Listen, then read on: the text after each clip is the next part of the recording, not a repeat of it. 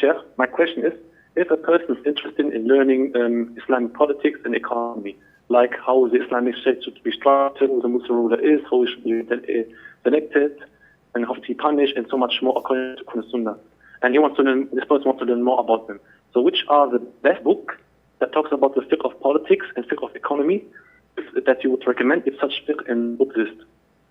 Okay, first of all, this is a little bit way above my pay grade, because this requires someone who's specialized in these things. I have zero knowledge in politics and not that much adequate knowledge in economy.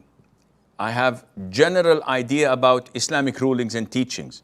So there are classical books in the politics, in ulum al-shar'iyya, siyasa al-shar'iyya, and how to govern people and how to rule people.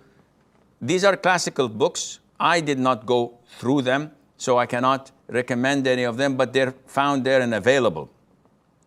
And it requires you to read the Arabic versions. Probably you'll find some translated. I don't know how good the translations are, but it will benefit you a lot if you're doing this in your studies.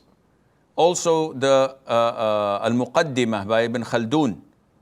This is something that a lot of the scholars have praised in having some or a lot of good ideas related to Islamic history. As for economics, you must do the classical fiqh to study the economics from the Quran, the Sunnah perspective according to the favorite three generations.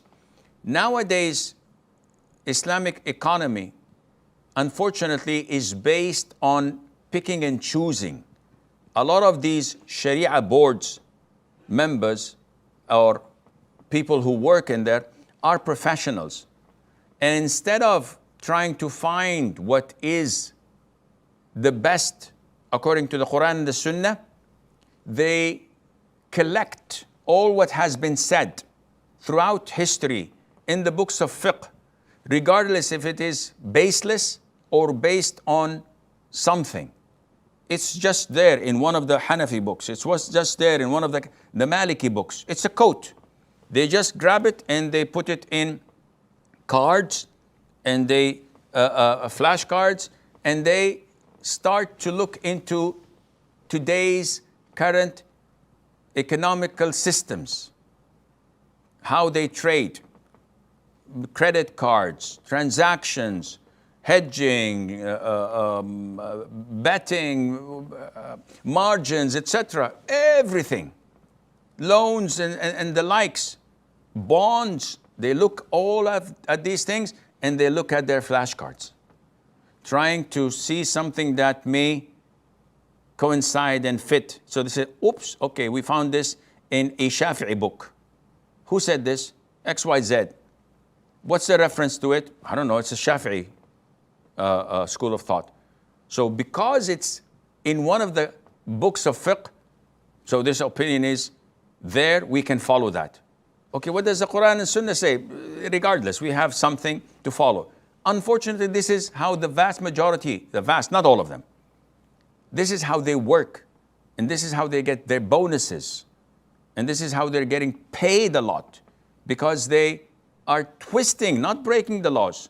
They're bending the rules a little bit. And we have a quote from XYZ scholar who said this, and this scholar is maybe 6 or 7 generations after Abu Hanifa or after Imam Malik.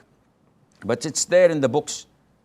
So unfortunately, this is un-Islamic. You have to go to the Islamic references.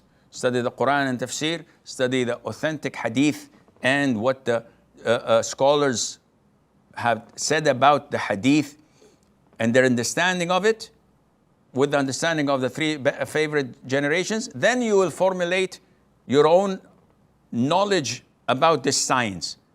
Once you explore Islamic economy or other economies, you can relate to that, and Allah knows best.